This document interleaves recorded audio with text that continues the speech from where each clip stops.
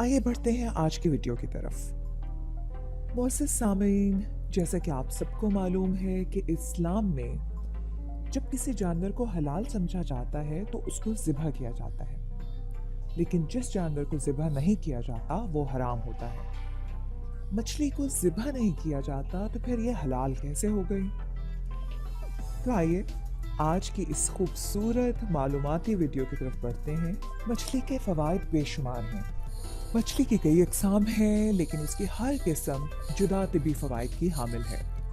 तिब नबवी सल्लल्लाहु अलैहि वसल्लम में भी मछली के तिबी फ़वाइद का जिक्र मिलता है। हजूर अकरम सल्लल्लाहु अलैहि वसल्लम ने बेपनाह ग़ज़ाई और तिबी फ़वाइद की वजह से ही मछली के गोश्त की ख़ास तौर पर इजाज़त फरमाई है। सफ़ेद मछली में चिकनाई बहुत कम होती है, जबकि तेल वाली मछली में गैर सैर शुदा चिकनाई बहुत ज़्यादा मिकदार में होती है, जो कि कोलेस्ट्रॉल के तनासुब को खुद ब खुद कम कर देती है। इसलिए इस मछली का इस्तेमाल इंसानी सेहत के लिए बहुत मुफीद है। एक वाक़या तो बहुत मशहूर है। हज़रत जाबिर बिन अब्दुल्ला से हदीस मरवी है, रसूलुल्लाह सल्लल्लाहु अलैहि वसल्लम ने हमको 300 सवारों के साथ भेजा और हमारे कमांडर हज़रत अबू उबैदा बिन जर्राह थे। जब हम साहिल बहर तक पहुंचे तो हमें शदीद भूख ने आ लिया और इस भूख में हमने दरख्तों के पत्ते और झाड़ खाए।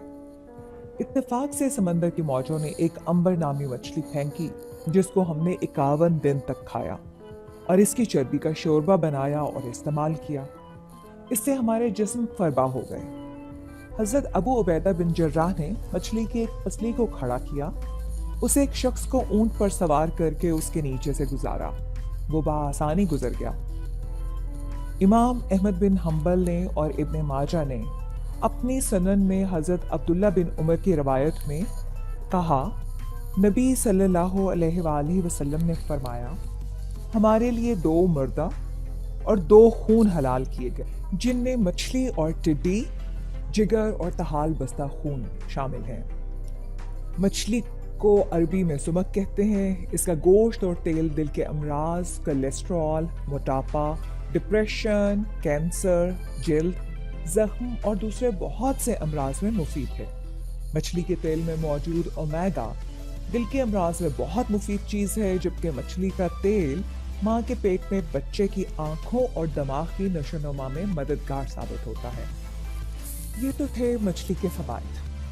अब हम दोबारा से उस सवाल की तरफ बढ़ते हैं जिसमें मछली को बगैर ज़िबा किए उसको हलाल समझे जाने के बारे में है। तो आइए देखते हैं साइंस ने गैर मुस्लिमों के इस सबसे बड़े सवाल का जवाब कैसे दिया है।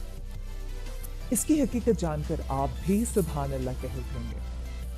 इस्लाम में खाने पीने में हलाल और पाकीज़ा खाने पर जोर दिया है और जानवरों में सिर्फ उस जानवर का गोश्त खाने की इजाज़त दी गई है जिसे इस्लामी तरीके से ज़िबह किया गया हो। गैर मुस्लिम ना सिर्फ हराम गोश्त इस्तेमाल करते हैं, बल्कि इस्लाम के इस हुक्म से मुतालिक मछली की मिसाल का इस्तेमाल करते हैं। ये सवाल भी उठाते हैं कि इसे तो ज़िबह नहीं किया जाता, तो फिर ये हलाल कैसे हो गई। ताहम साइंस ने इसके बारे में एक खूबसूरत तहकीक की है और वो अब हम आपके साथ शेयर करेंगे। तो आप भी बेख्तियार सुभान अल्लाह कह उठेंगे। अल्लाह ताला ने दुनिया में मौजूद हर चीज़ को बहुत खूबसूरत और एक लॉजिकल तरीके से बनाया है। ऐसा ही मछली के साथ भी है। मछली जैसे ही पानी से बाहर आती है, उसके जिस्म में मौजूद तमाम खून फौरन अपना रास्ता बदल लेता है और मछली के मुंह में मौजूद ग्लैंड्स में जमा होना शुरू हो जाता है। मछली के पानी से निकलने के कुछ ही देर बाद इसके बाकी तमाम जिस्म का खून जब इन ग्लैंड्स में इकट्ठा हो जाता है तो गोश्त पाक और साफ हो जाता है और उसे खालिस, पाक और हलाल कर देता है। यही वजह है कि मछली को हलाल करने की ज़रूरत नहीं रहती और यही वजह है कि जब मछली का गोश्त बनाया जाता है तो उसके मुंह में वो मौजूद ग्लैंड्स को भी निकाल दिया जाता है। इस्लाम में गोश्त के हलाल होने का मतलब जानवर के जिस्म से खून का मुकम्मल अखराज और गोश्त को खून से पाक करना होता है।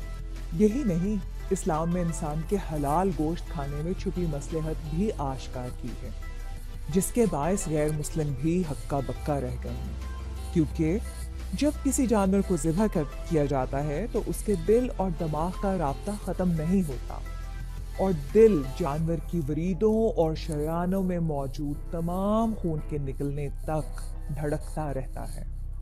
اس طرح یہ خون سے پاک گوشت حلال کہلاتا ہے۔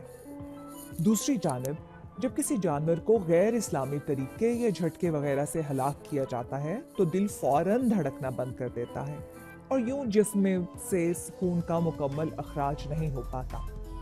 سائنسدانوں کا ماننا ہے کہ مختلف قسم کی بیماریاں پیدا کرنے والے سنگین جراثیموں اور بیکٹیریا کی افزائش کے لیے خون بہترین چیز ہے، اور جب جانور کے جسم سے خون کا اخراج اچھے طریقے سے نہیں ہو پاتا تو یہ گوشت کو ہی خراب کر دیتا ہے، اور جب انسان اسے کھاتے ہیں تو بہت سی بیماریوں میں مبتلا ہو جاتے ہیں۔